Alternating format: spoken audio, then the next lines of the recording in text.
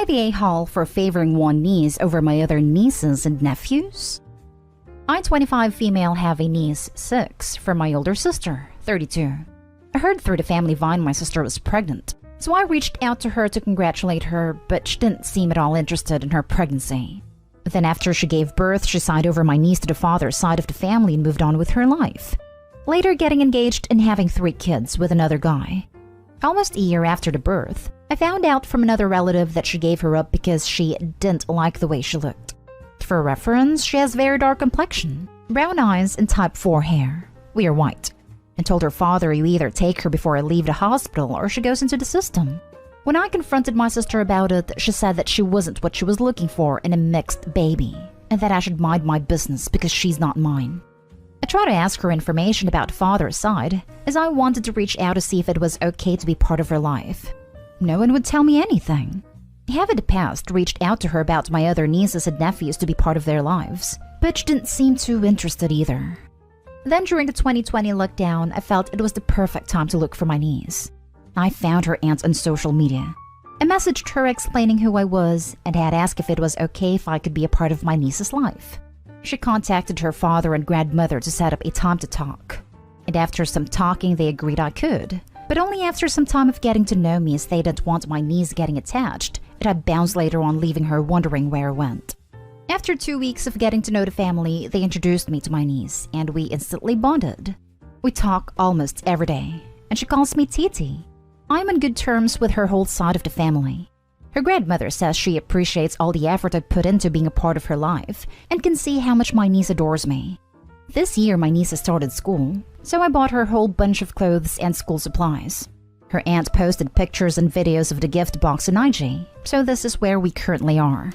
My sister has fake profile and saw the posts, and she's saying I'm selfish for contacting them when she told me not to. How could I be favoring my niece over my other nieces/nephews? I reminded her I've tried countless times to reach out to her and build a relationship with them, but she always shuts me down. She said that if she knew I had money to spend like that on the kids, then she would have been okay with it. She wanted my niece's info so she could reach out to her, and I told her it wasn't my place to give it to her and I'd have to ask. She said, but I'm her mommy. I admit I got mad and cussed her out for abandoning my niece because of how she looked. She told my whole family I'm trying to replace her and steal her life, and my family started calling me, texting me, telling me I'm selfish for choosing her over the other kids. Now for the top comments. Not today home, but you should definitely tell your niece's father and aunt that she is stalking them. It's actually very sweet of you to help out a single dad with back to school. You could have easily followed your family's lead in abandoning your niece for racist and colorist reasons. Instead, you built a relationship with the family and your niece out of love. I definitely have a lot of respect for you. I've already reached out to her family about the situation. They thanked me for not giving out their information, and all of the relatives have privated their accounts. The sister thinks it's weird she stalks her account, but couldn't reach out to them herself about my niece. They say that my family isn't a reflection on me and that I can continue to have a relationship with her, which I'm looking forward to. I do feel bad though that my family will never able to see the value of my niece like I do. Thank you very much for the support. Glad to hear. It's your family's loss. Everyone in your family could have told your sister to do the right thing, or at least let her know how wrong she is for abandoning her baby because she didn't look like how she thought she would, whatever that's supposed to mean. Everyone in your family encouraged your sister's bad behavior while trying to shame you for doing the right thing. I say screw them, and keep being your amazing self. Your sister gave up her rights to the baby. This means she has given up all rights as to who is involved in the baby's life. You aren't stealing her life. She willingly gave it away. Not today home. Plus, it's not like Opie and the father are in a relationship.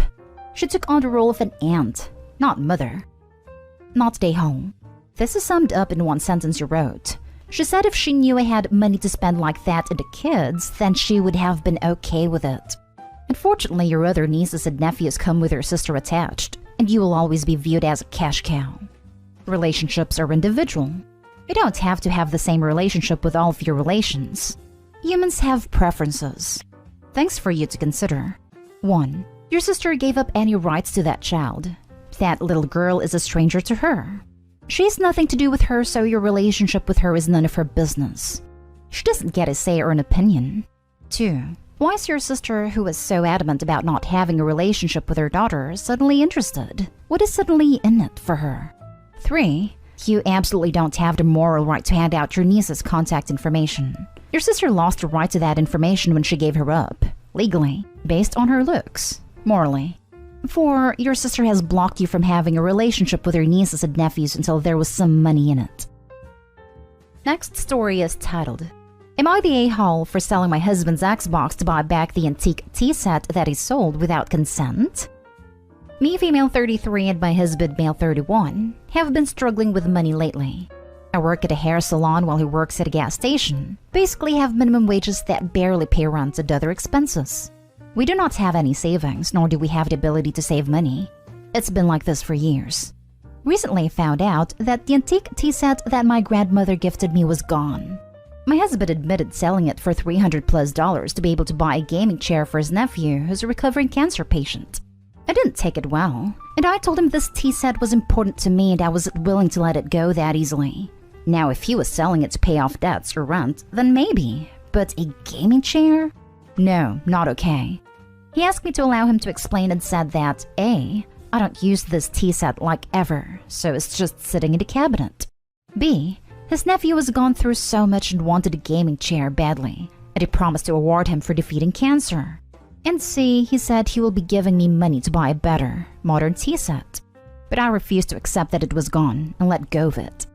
So I contacted the buyer, and he told me I had to pay $450 to get it back, which was unfair. But since he was barely convinced to let me have it back, then I need to come up with the money. I sold the only thing my husband had that was worth money, which was his Xbox. I got $400 and borrowed the $50 for my sister, paid off the buyer, and he brought back the tea set. My husband found out and went off asking how I could do this to him. He asked him to hear me out, then explained that I sold the Xbox since he was the one who gave away my antique tea set, so he was responsible for getting it back. He said he promised to save money for me to get a better set, but I insisted I wanted my grandmother's tea set and nothing else, even if it's worth less because the sentimental value is worth a lot to me. He blew up calling me childish and that I shouldn't have sold his Xbox, the only thing keeping him entertained in these awful times.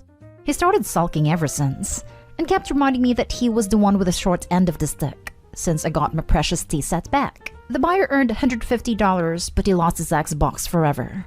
He's refusing to talk to me, calling me evil with zero consideration for how depressed and upset he is feeling. Am I the a-hole for how I returned my antique tea set? I was gonna say 2 wrong things don't make it right, but then I read he did this to fulfill a promise he made to buy someone a gaming chair. He wrote a check he couldn't cash, and he should have sold his items to raise the money needed for the gaming chair. Selling your tea set was heartless.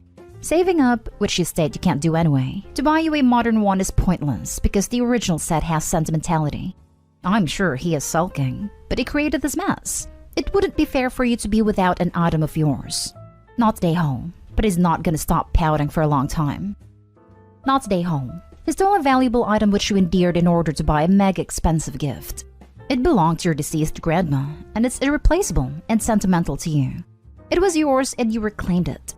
It wasn't the necessary solution to sell his Xbox, but you need 2 for tango, and it seems like the viable way to gather the money. Not day home. He thinks his stuff is more valuable to him. Maybe he should realize things have consequences. I think so, which is hurtful and frustrating. Not stay home, but you should consider getting out of this situation, like now. Not only does your husband not respect your property, but he also doesn't seem to have much financial sense. He could buy a cheap gaming chair for less than $100. He didn't need to spend $300+ in one, no matter the reason. A sizable number of Americans couldn't put their hands on $400 in an emergency, and your husband sounds like he's in that group. That kind of money is a rainy day fund, especially when you're not making that kind of money to quickly recoup it. Your husband needs to get his financial priorities in order quickly, or you're always going to be fighting this battle with him. And apparently having time to play the Xbox. He could spend the time to find a better job. But hey, that's just me. Next story. Am I the a-hole for not paying for grad school for my sister? My sister, 22 and I, 26, female, lost our mother when she was 14 and I was 18. It was a difficult time, but eventually we pulled ourselves together and I stepped into the guardian role, because at the time my father was incapable of caring for us. I deferred my admission, left my flat share, and moved back home. I worked a lot of jobs, tutored a lot, and we survived. When I left uni, I got a great job that paid very well, and we stopped struggling. I paid for my sister's undergrad schooling, housing, because she didn't want to live at home. I made sure she had food and that she never ran out of money. She graduated recently and expressed interest in continuing her education. I told her that I would not be paying for grad school. At first, she thought I was joking. But when I told her that I was not, she got mad because I make a lot of money. Said that if I were a good sister, then I would have no problem paying for her. I told her that I'd been a good sister for almost 9 years, and I'd gone above and beyond for her, and anything from this point on was on her. She has not spoken to me since we had the conversation. Am I the a-hole? Somewhere along the line, your sister has lost track of the fact that everything that you've done for her so far has been a gift. You didn't have to move back home when your mom died. You didn't have to assume a guardian role, and you didn't have to put her through college. You did these things out of generosity and love. However, at some point you have to allow yourself to live for yourself, and she has to learn to stand on her own 2 feet. Not stay home. And hopefully when your sister finishes her temper tantrum, she'll realize that as well. And at a great cost to herself as well. Opie, what you did was incredibly selfless. Your sister knows this. She'll come around. Not stay home. Your sister is entitled. Most people don't have their undergraduate school paid for by their siblings, and certainly not to pay for living expenses. I suspect a paying her own way would do her some good. Not stay home, my friend. Very few parents pay for grad school. You either incur the debt or work, or get scholarships. If she doesn't speak to you over this, she absolutely needs to get a job and see what the real world holds for her. She's beyond entitled. Hell, a decent percentage of parents don't pay for undergrad either, so their kids have to go to work, debt, and/or scholarship route for a bachelor's degree.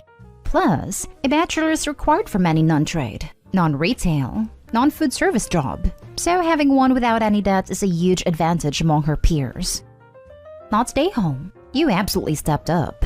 But unless you are ridiculously wealthy, and I'm not talking can you pay your bills on time and enjoy a few vacations a year wealthy, I'm talking has a private jet that you just keep available for your use 24/7 with a pilot on standby pay wealthy. That is a ridiculous amount of money to even ask another adult to spend on you.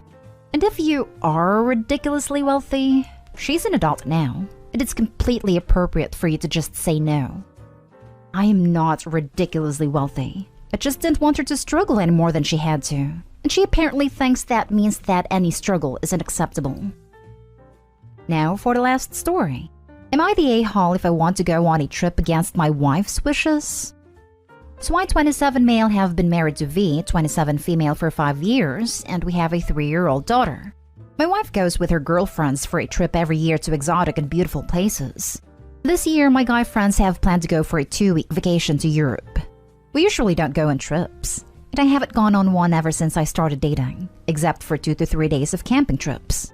So I told my wife that I want to go on vacation this time, as I haven't gone on one for the past 5 years. She said no, because she doesn't want to take care of our daughter all alone, and that her work has been a lot more stressful lately. Also, she wanted us to go to Europe on our 5th year anniversary. So I reminded her of all the times of taking care of our daughter all alone when she wanted a vacation or a break. She said that it's my duty to take care of our daughter, and that I shouldn't be complaining. I told her that I'm not complaining, but it's only fair that she takes care of the kid when I go on a vacation too. Now she's mad at me because I want to go on a trip to Europe where she wanted us to go together on our 5th year anniversary, as well as because she doesn't want the baby care to be dumped all on her for 2 weeks. Am I the a-hole? Edit. She goes on trips that are about 1 to 3 weeks long depending on the location. As for child care, split. I used to do the dirty diapers at night after she did midnight feedings. However, she no longer breastfeeds since our daughter is older. We just do alternate nights since it's bottle feeding. We alternate bath times. My wife has afternoon shift, 12 p.m. to 8 p.m., so she does childcare in the mornings. I have a morning shift, 6 a.m. to 2 p.m., so I did childcare after I get back home. My wife leaves our daughter with a nanny/grandparents at 11, and I pick her up at 3 while coming back home. When one of us goes on a vacation, daughter stays with parents for the shift timings. And after the shift, the person at home brings daughter back and take care of daughter until next day's shift start.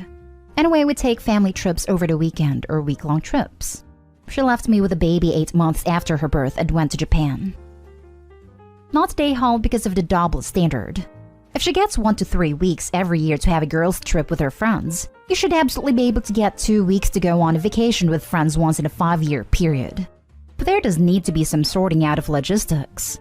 Can a family member help your wife out with your daughter while you're gone, for example? Did I read that wrong? Or are they still bottle feeding a 3-year-old in the middle of the night? I know it's not directly related to the question, but that will mess a kid's teeth up badly. There are 0 reasons a 3-year-old would need to eat in the middle of the night, and that child should be completely off the bottle. Right? Not gonna lie, I could barely read everything after that. My 14-month-old is off a bottle completely. But this 3-year-old is still drinking out of a bottle in the middle of the night? That's a bit alarming. Not stay home. There is a huge double standard going on that you need to sit your wife down and look at. So it's all good for you to be the babysitter when she wants to go on a play date with her girlfriends for a few weeks. But hell if you want to go on your own vacation? That's not fair. That's her deciding that the only one who gets to have solo fun is her, and her being controlling. Not stay home. When couples decide to vacation separately, then they need to make things equal.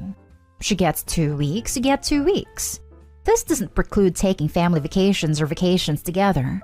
Besides, Europe is a pretty big place, and you don't have to go to the same place for your 5-year anniversary vacation. That's what I was thinking. Europe isn't a small spot. You can spend 2 weeks in one county or a day here and there over multiple countries, and still have plenty to see when you go back.